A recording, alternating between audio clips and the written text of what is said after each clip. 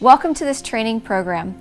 I'm Tina Ramirez, the founder and president of Hardwired Global, and we train leaders all around the world to defend the fundamental human right to freedom of thought, conscience, religion, or belief. Now that we've experienced a conceptual change about the freedom of religion or belief, we will review the steps we went through and some of the key concepts were addressed through this lesson. In this lesson, you will learn how to recognize the key concepts of freedom of religion or belief and how to address any misconceptions that may arise among your students using a variety of different educational methods and tools that can help you build conceptual change in your students. Let's begin by engaging your students. In a moment, I want you to choose a partner, and each of you will take turns observing one another. For the first round, one person will close their eyes while the other person changes 3 things about their appearance. Once you've made those changes, you can open your eyes and try to discover what is different about them. Now, I want you to switch, and the other person will take turns changing their appearance. How did it feel to make so many changes? Did any of the changes you made change your beliefs or sense of identity? What are some of the things that make people resistant to change? There are many reasons why others do not want to embrace religious freedom. And as the trainer, I'm constantly listening to the conversations you have to see what you're afraid of and to find out ways to help you respond. My goal is always to help you develop new ways of thinking that will address your fears, your misconceptions, or your biases and lead you back to the key concepts of religious freedom. For instance, here are some of the things that I might hear and some ways to question those ideas and pose alternative views. Religious freedom will undermine my religion or the country's national religion or our morality. How can you respond when people think that you're being disloyal? What would happen if no one could believe something that contradicted another person's belief in your society? Maybe somebody would say that religious freedom will allow extremists to spread ideas and impose them on me. Or maybe someone might say that religious freedom would allow people to justify discriminating me because of my beliefs. As you listen for these misconceptions that people have, you can begin to respond to them with the key concepts of freedom of religion or belief. The key concepts like no one can be discriminated on the basis of their religion under Article 18. How would you respond to these common fears about religious freedom? The best way to measure these fears is always against the plumb line of Article 18, the universal standard for religious freedom. We will discuss this further when we get to evaluations. When religious freedom is protected, countries benefit in many ways that can be useful when building an argument for this freedom. Now, I want you to take a look at this picture and tell one another, what do you see? Do you see the same thing? Is one person right and the other wrong? Can you help each other see the picture from your perspective? You see, conceptual change is about helping people see from a different perspective. It's not about changing what they believe. The pedagogy that we're using to teach about religious freedom is not meant to change your religion, your beliefs, or your sense of religious identity. Conceptual change is a pedagogy to help you develop new ways of thinking about the deeply held beliefs you have and to reconcile those beliefs with the standard of religious freedom for everyone. There are several stages that help us create a conceptual change about religious freedom. Let's review them in more detail.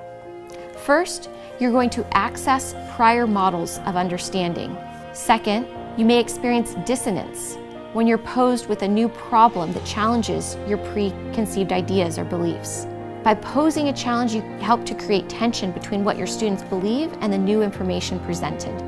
And this leads them to new models of understanding. Third, you begin to construct new ideas. In this example, when you construct new ideas, you begin to make sense of the new information and fit it into a new model or frame of reference for thinking about the issue. Fourth, you begin to criticize and revise your ideas based on the new information. This often happens in a classroom environment where students are encouraged to identify, contrast, and debate the adequacy of competing ways of understanding the problem. And then finally is the evaluation of ideas. This is where students should be able to apply the new ways of thinking to situations around them to solve problems through directed action. Now, as an example, you may ask your students a question. Why is it possible for an object to be both sacred and common at the same time? And as your students discuss this question, here are some additional questions to help them think more deeply about the 5 stages that people go through in conceptual change. First, can you state your own ideas and why you're attracted to them? Are your ideas consistent? Are your ideas different from others? Can both be right? Do you recognize any limitations of your ideas? And do you want to adjust them? Can you explain the difference between understanding an idea and believing in an idea? The process you went through to explain your idea and develop a new idea with others is the process of conceptual change that you are working to replicate in your lessons with students. Now let's review. The role of the trainer is critical. They must be able to hear what students are saying as they take in new information and work through it. They also must help their students through the process of questioning the soundness of their ideas and models for understanding. The trainer must create an atmosphere where students feel safe to explore their ideas and consider new ways of thinking. It's going to take courage on the part of the students, and that is important in a classroom environment. A key ingredient is being able to pose problems relevant to the information you want to convey. This is where analogies are helpful, analogies like the fruit, because analogies help break down complex information. Next, you need to check for understanding. Look for moments when the information seems to click, when a light bulb appears. Now, during our practice lessons, I heard one participant share a story about something she saw on the playground and how unprepared she felt to respond to the situation. It was the same question that we posed to at the beginning of these lessons. So we devised new lessons and made adjustments to help her work through that challenge. It was the challenge of the playground example. Let's review how we built a deeper understanding of religious freedom through the fruit activity. First, we accessed the prior models of understanding. In the first activity, you described your fruit based on what you knew about religion. And when you did that, we were able to identify any misconceptions you may have had about others. Next, you went through a process of dissonance in the different problems that we posed.